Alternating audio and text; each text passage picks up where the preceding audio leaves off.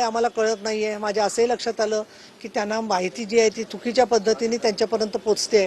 तर त्यांच्याबद्दल चांगल्या पद्धतीने समाधान झालं आणि जात असताना त्यांना उलट मी सांगितलेलं आहे की आपल्याला पक्षाचा वरून जसा आदेश येईल की स्वतंत्रपणे लढण्याचा आदेश आला तर आपण तशा प्रकारे प्रत्येक वॉर्डात तयारी करण्यामध्ये तुम्ही सहभागी असणार आहात. त्याच्यामुळे हे काय एक व्यक्ती कोणी ठरवणार नाहीये. अंतिम निर्णय माननीय शिंदेसाहेब ठरवणार आहेत आणि शहराच्या शिफारसीनुसार ठरवणार आहेत असं त्यांना सांगितल्यानंतर मला असं वाटतं की त्यांनी ते ऐकलं आहे. त्यांच्या मनावर काय परिणाम झालाय पण ते अतिशय प्रेमाने आणखीन चांगल्या प्रकारच्या वातावरणात गेलेले आहेत आणि ते नेहमीच माझ्या घरी येतात. निदर्शनं न करता तसेही भेटतात. एक त्यांची रुखरुख आहे की काही वॉर्डांमध्ये कायम भारतीय जनता पक्षालाच जागा मिळालेल्या आहेत. तिथे आम्हाला शिवसेनेचं काय तर तिथे आपल्याला कल्पना आहे की ठाणं आहे, मुंबई आहे, सांगली आहे, नाशिक आहे, अशा ठिकाणी जिथे विद्यमान नगरसेवक असतात. मग समजा आमचे असतील, शिंदेच्या नेतृत्वाखालच्या शिवसेनेचे असतील तर ते विद्यमान नगरसेवकांच्या जागा साधारणपणे मागितल्या जात नाहीत असा आतापर्यंतचा नियम असतो. परंतु ती भावना कळण्याच्या एवढं त्यांच्या भावना खूप तीव्र होत्या. पण हसत खेळत पण थोडीशी रागवून पण थोडी प्रेमाने अशी व्यवस्थित चर्चा झाली आणि माननीय बाळासाहेब ठाकरे यांच्या आदेशाला स्मरून आपण चांगल्या प्रकारे शिवसेनेच्या संदर्भामध्ये मार्ग काढायचा या संदर्भामध्ये त्यांनी भूमिका सांगितली. मी त्यांना हे पण विचारलं कारण मी एका वृत्तवाहिनीवर पाहिलं होतं की माझा राजीनामा दिला. मी कसला राजीनामा द्यावा असं तुम्हाला वाटतं. त्याच्यावर त्यांनी सांगितलं आम्ही राजीनाम्याची मागणी वगैरे केली नाही आहे. म्हणजे ठीक आहे, काय हरकत नाही. तर त्याच्यामुळे शहर अध्यक्षांच्या बद्दलच्या भावना त्यांनी माध्यमातून पोहोचवलेल्या आहेत. त्यांनी स्वतः ते भेटलेले आहेत माननीय शिंदे साहेबांना. निवडणुकीच्या आधी त्यांना बदला अशी त्यांनी अपेक्षा व्यक्त केली.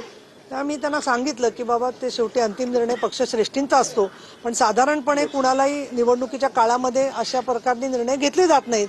ते तुम्ही समजून घ्या. काही नवीन आलेल्या लोकांबद्दल त्यांना शंका होती.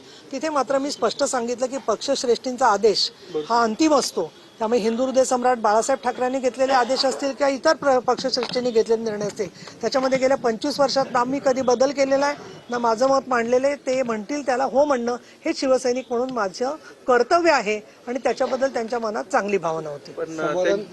जागा मिळत नाही आता मला काय वाटतं आपली काल बरीच प्रश्नोत्तरं झालेली आहेत. आतमध्ये काय चर्चा झाली याची माहिती तुमच्या मार्फत तुम्ही महाराष्ट्राला पोहोचवताय कारण खूप प्रत्येक जिल्ह्यातून फोन येत आहेत. काही निदर्शनं चालली आहेत. आम्ही येऊ का तिकडे तुमच्या मदतीला वगैरे. म्हटलं नको. आमचे सगळे आहेत पदाधिकारी कार्यकर्ते आणि ते आमचेच शिवसैनिक आहेत सगळेजण.